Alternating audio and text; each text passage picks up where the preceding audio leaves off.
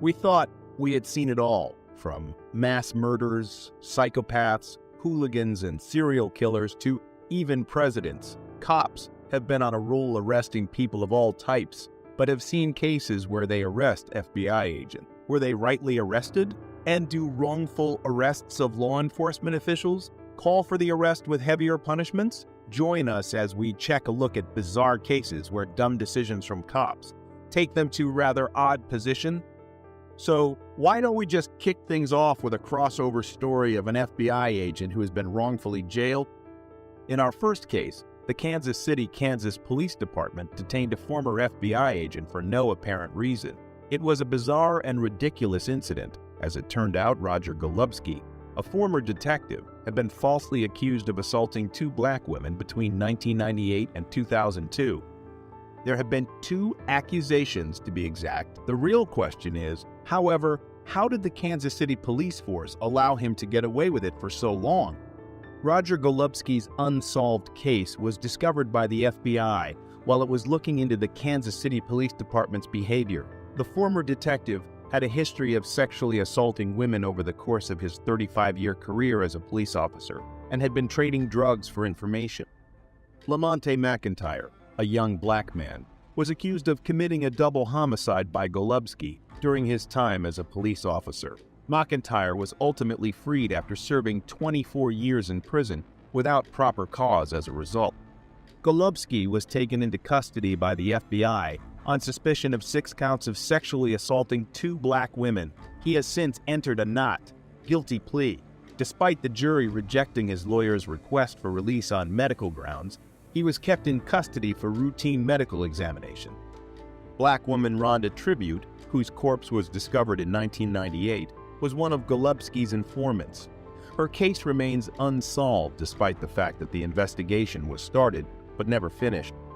She died, and Golubski's involvement is now being called into question by many people. That is exactly what we are saying. Many civil rights advocates across the nation have praised the arrest of Golubski, but it also raises serious questions about police behavior and the abuse of their authority. According to Tricia Bullnell, the director of the Midwest Innocence Project, a full investigation into the abuses in Wyandotte County and systematic reforms are needed to ensure that no other police officers and public officials can continue to abuse their power. As more of Golubski's crimes were discovered, it became clear that the Kansas City Police Department needed significant restructuring. Several inquiries remain unanswered as a result of the FBI's inquiry into the department. Roger Golubski's arrest was long overdue, but it's worth noting that it was the FBI, not the Kansas City Police, who brought him to justice. Next up, with the arrest of 2 Drug Enforcement Administration officers by the FBI in Nassau County, Florida, the situation has unexpectedly turned around. The DEA, a law enforcement organization renowned for its aggressive efforts to combat the drug trade, has charged 2 officers with drug-related offenses. But the system's level of dysfunction clearly remains unclear. While selling drugs, including cocaine, that had been seized to willing customers, Sergeant James Hickox was captured with his hand in a cookie jar. His greed knew no bounds as he also combined drugs with other substances to make up the weight difference and kept parts for himself.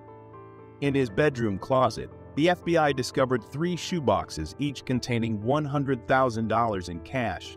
They also discovered another $200,000 hidden in his garage. Hickox claimed that he borrowed the funds for his claim by partaking in his gambling habit when asked where the money came from. Hickox's actions have hurt the DEA's reputation and are obviously a breach of his obligations as a law enforcement officer. Joshua Erie, a highway inspector, had been covered in the same drugs that had to be seized, even going so far as to legally approve the prescription of 43 oxycodone pills. He purchased drugs from drug dealers. As if that weren't enough, while under the influence of drugs, he acquired a gun. Due to the fact that he was trusted with the law rather than the law itself, Erie's actions were not only wrong, but also dangerous. The surprise arrest of these officers leaves the public wondering just how pervasive corruption is within law enforcement organizations. Sheriff Bill Leeper expressed his dissatisfaction by saying, "I think we need to make sure law enforcement personnel who violate the law are held accountable. When I learned of the accusations, I was shocked, let down, repulsed, and beyond angry. These incidents where the police ran into the FBI were some of the most shocking ones. We now look at our last and final case. A significant mishap that made headlines involved the case of mistaken identity between a Florida deputy and an FBI agent. When he received a call from a man claiming to be an FBI agent and asking to meet him in a nearby parking lot, Officer Gordon found himself in a precarious situation. This is a classic illustration of what can go wrong if a person doesn't confirm the identity of the person they're meeting, especially when speaking to a police officer. I do, but I don't understand what the problem is with your meeting me at the office. I'll talk to the U.S. Attorney's Office about it. Cut off the recording device now." "Okay, well, I will when I leave the area, sir." "Well, I will when I leave the area, sir."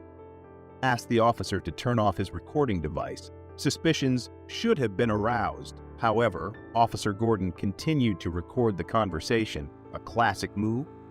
This was a wise decision as well, because it provided proof of what had happened, which, as you can probably guess, didn't turn out too well for Officer Gordon. Despite Agent Hatton's efforts to persuade Gordon that he was an FBI agent, the officer was skeptical and demanded to know how the agent obtained his phone number. Given the predicament the officer was in, it is not shocking that he requested assistance and handcuffed Agent Hatton. However, things started to spiral out of control. It got worse when Hatton shut the car door, especially considering how hot it was in Florida. It's fortunate that Agent Hatton's condition didn't worsen because Gordon made a bad choice in doing this. Concerns were raised by Officer Gordon regarding Agent Hatton's investigation into the actions of law enforcement agencies in North Florida. Agent Hatton's claims that he was an FBI agent may not have been taken seriously by the officer because he was aware of the widespread corruption within the police department and worried about being connected to it. Let's say his ego overcame him. The hour-long incident took place on December 20 in a parking lot off U.S. Highway 98 in the coastal fishing community, 45 miles southwest of Tallahassee. Due to the heat, Agent Hatton, who was shielded from the elements by a bulletproof vest and had limited access to air conditioning, started to experience health problems like nausea and suffocation. He, however, avoided a fatal situation by being taken to a nearby hospital, where he received treatment for dehydration and heat exhaustion before being released. What do you think of our list? Do you think there are more corrupt officials out there? Sound off in the comments below. And while you are at it, make sure to hit subscribe and leave a like for more such content. Thanks for watching. Do you have any weapons in the car or anything like that? Like a gun or anything like that? I don't know what I don't even have a gun. Okay. I'm 19 years old. I ain't something about if this stuff cause problems on the trucks over there. This is a 19-year-old man caught impersonating a deputy and conducting illegal traffic stops. On January 1st, 2023, the Choctaw Police Department got a complaint of a strange man driving an unmarked car and claiming to be a sheriff. According to the report, the individual stopped at least 2 vehicles in the Choctaw area while dressed in full police uniform, including a duty belt and a ballistic vest. Deputies from the Oklahoma County Sheriff's Office were called to investigate the situation and identify the culprit after a series of complaints. Soon later, 2 police approached the car as part of their investigation. Cause problems on the trucks over there. I'm just gonna take off the vest, and I'm from Tennessee. So Okay. Why are you wearing the vest? like I said, I drove from all the way from Tennessee, but I'm not gonna have people call me when I don't even live in the damn state. Okay. It's gonna piss me off. You're a deputy sheriff? Well, I mean, I work at the sheriff's office. Okay. So, I mean, what? Were you a corrections officer for the Yes. sheriff's office? Okay. Why do you wear a vest outside of the facility? Is this an I mean, agency this is- vehicle or is this your personal vehicle? This is my Kia.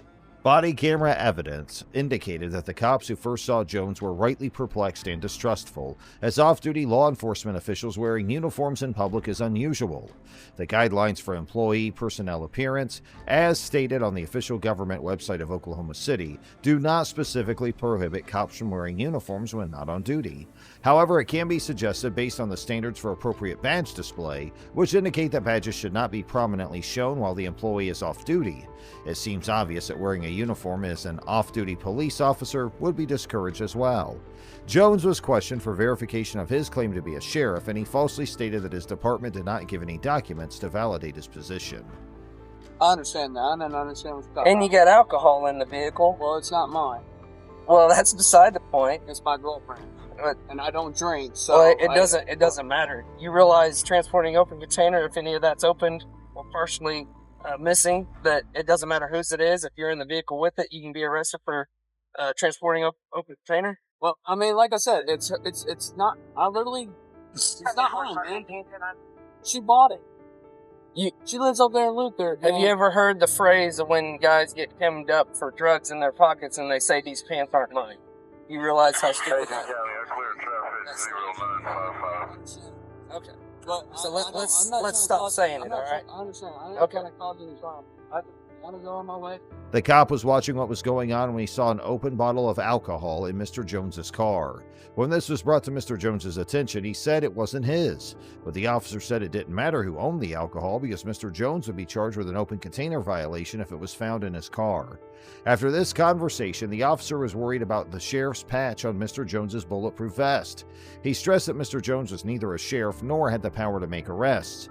Also, the officer said that their drinking habits didn't matter, and he emphasized that carrying an open bottle, no matter who owned it, could get them arrested if it was found in their car.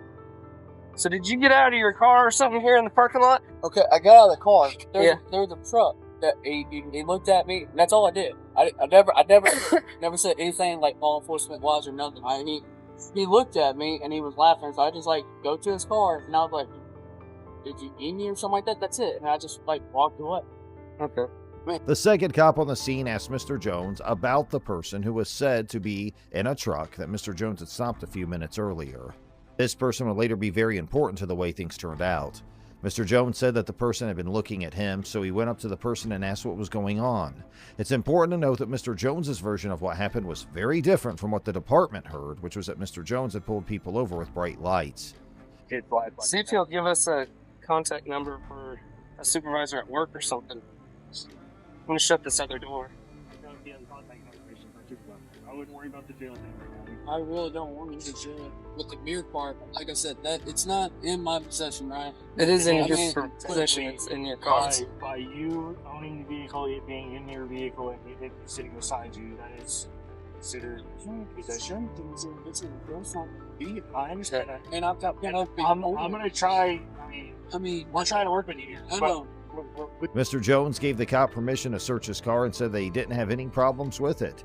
As a protection for the safety of the cops involved, the officer asked Mr. Jones to get out of his car and take off his ballistic vest. After this request, Mr. Jones was put in the back of a police car while the two officers who were already there looked into what was going on. All right, tell me exactly what you just said. Because he was dressed like a cop. Yeah. He had a sheriff thing, but it had sheriff written on the side right. Right. And I live on 62 off of Adam Road.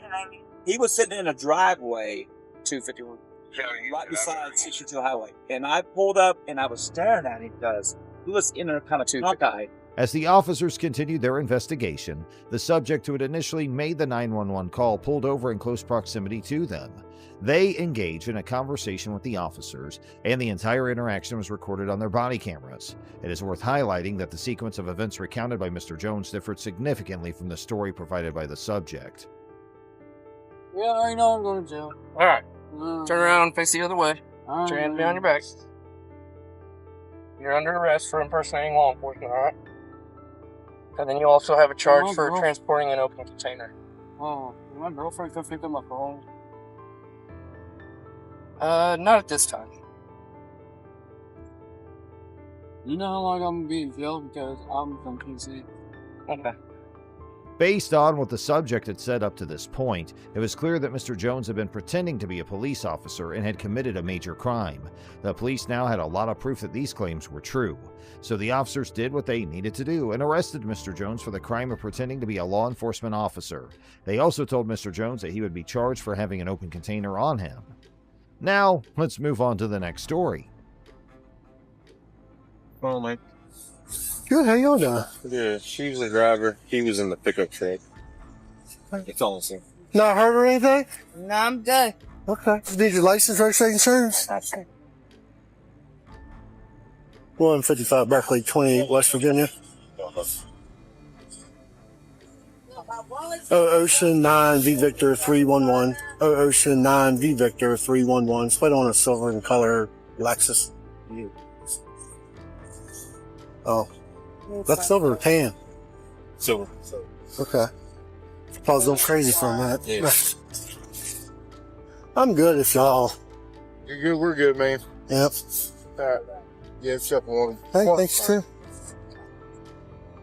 How y'all relate to each other? We're just friends. Oh, okay. Yeah. I'm actually driving that truck right there. On January 6, 2023, Deputy William Henderson from the Berkeley County Sheriff's Office was sent to a traffic accident. A woman named Carrie Harmon was driving when she hit a low stone wall and used a concrete block to knock over 3 fence posts, a mailbox, and a bush. As seen on video from Deputy Henderson's body camera, the Berkeley Fire Department was the first to arrive at the scene. Even though Miss Harmon didn't seem hurt, she slurred her words and moved slowly. This wasn't a big deal at the time, but it continued throughout the meeting, as we'll see. Greatest emergency seeking of, however, we did not locate her name attached to any of the CADs.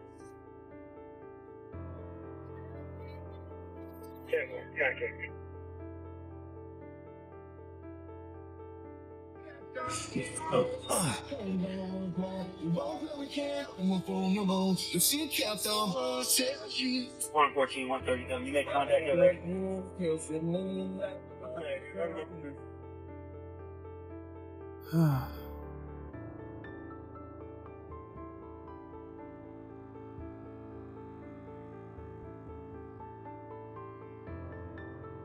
Still, Deputy Henderson asked Miss Harmon if she had a favorite tow truck company.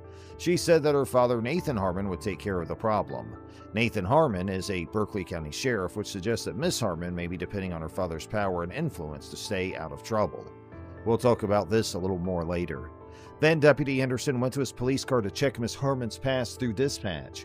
After being inside for a few minutes, he came out and gave her a sheet asking for a written statement about the traffic accident. One thing that stands out about this situation is how unconcerned Deputy Henderson seems to be about the traffic accident.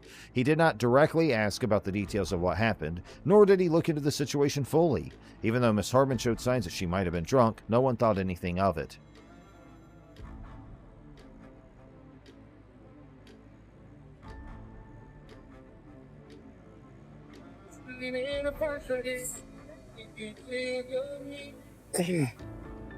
Is your neighbor's home, you think? Or?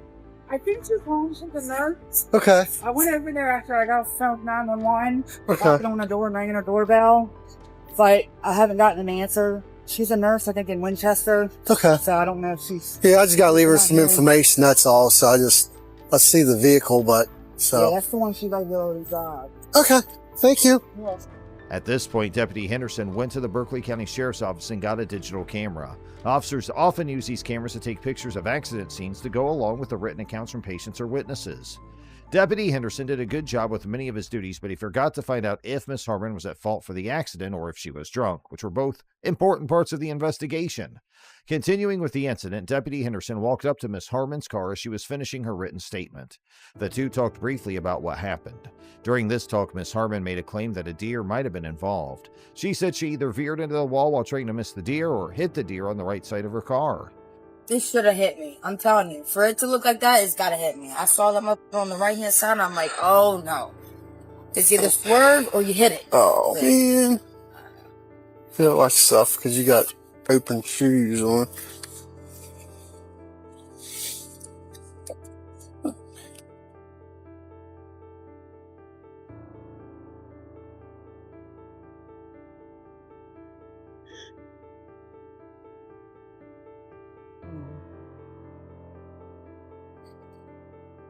Oh, Can you sign that down the bottom for me? What's that? I just need you to sign it. Oh, I'm sorry. I think you just put a date on there. I got you. When Miss Harmon used her broken windshield to back up her story, Deputy Henderson quickly shined his flashlight on it, but he didn't see any signs that a deer had hit the car. This made people wonder how a deer could have gotten away from the accident without getting hurt or leaving any blood. Deputy Henderson seemed to have the same doubts when he stopped for a moment to look at the window, but he decided not to ask Miss Harmon any more questions about her questionable claim. Instead, he looked around the car and made some notes. At this point, Sheriff Harmon showed up, and things started to get strange and hard to believe.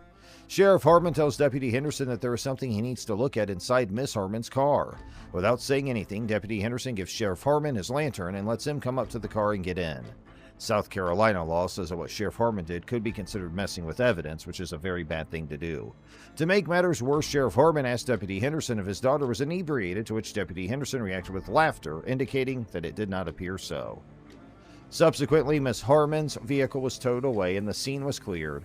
The investigation concluded that Miss Harmon had failed to exercise caution while negotiating a turn, and she received a warning for her careless driving.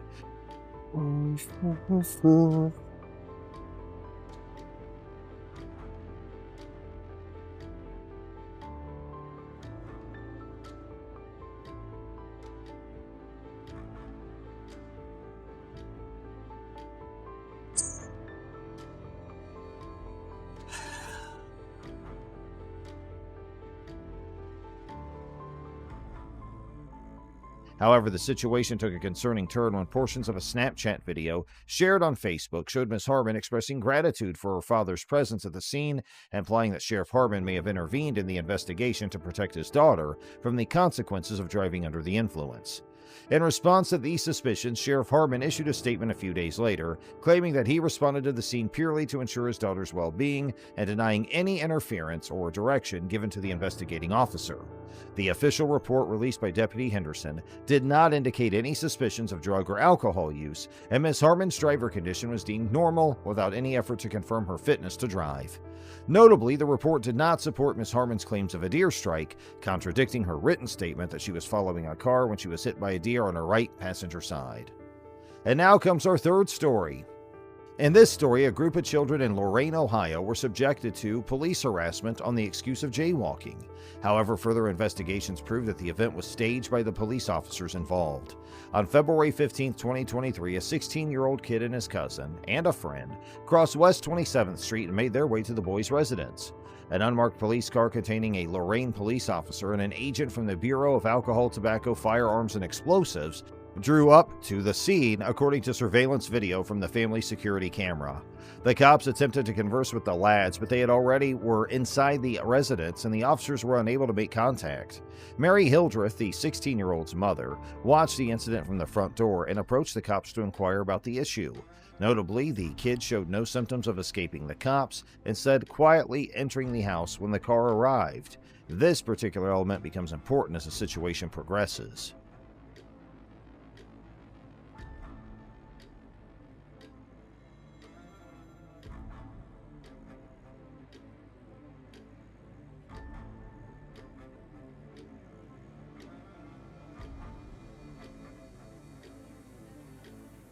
The cameras get a clear picture of the cops coming and of Miss Hildreth's first talk with one of them. The video makes it clear that Miss Hildreth asked the cops what was worrying them, and they told her to bring the boys outside so they could talk. I'm still in the window as he's halfway through the yard coming in here. This car flies up out of nowhere. Don't say nothing, as I'm already down here. They're jumping out, getting ready to run around the house. I come to the door and say, what's going on? We want the boys to run out. I said, my son, what's the problem? He's a minor. We got to talk to him. I said, what is the problem? It's a traffic violation. I said, what do you mean? Can I have your name back? Then he's screaming and yelling. I said, you don't have to scream and yell at me. I'm an adult. That is my son. What did he do wrong? After conversing with the officers on the scene, the supervisor returned to Miss Hildreth, exposing the dishonesty of the officers. Initially, they had claimed to stop the boys for a minor jaywalking violation, but now the supervisor implied that their true motive was suspicion of firearms due to the boys playing with their waistbands. The surveillance footage ended, and the verbal exchange between the supervisor and Miss Hildreth continued. It became evident that the officers realized their mistake and hastily fled the scene in their patrol vehicles without issuing any jaywalking tickets. This incident revealed that the officer simply wanted to harass the boys using the guise of neighborhood safety. Sadly, Miss Hildreth was unjustly charged with obstructing official business, a charge she vowed to fight in court.